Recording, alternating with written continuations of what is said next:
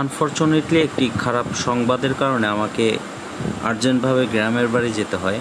তো অনেক বছর পর গ্রামের বাড়ি যাচ্ছিলাম, খুব এক্সাইটমেন্ট কাজ করতেছিল। যখন মেঠো পথ ধরে হাঁটতেছিলাম, দুই পাশে ঘন জঙ্গল, আশেপাশে বাড়িঘর খুবই কম ছিল। তো দেখতেছিলাম দূর দূরান্ত পর্যন্ত কোনো মানুষের অস্তিত্ব নেই। মাঝে মধ্যে এপার থেকে ওই পারে দু একটি কুকুর যাচ্ছিল এবং যতদূর চোখ যায় একটি মানুষের দেখাও আমি পাইনি।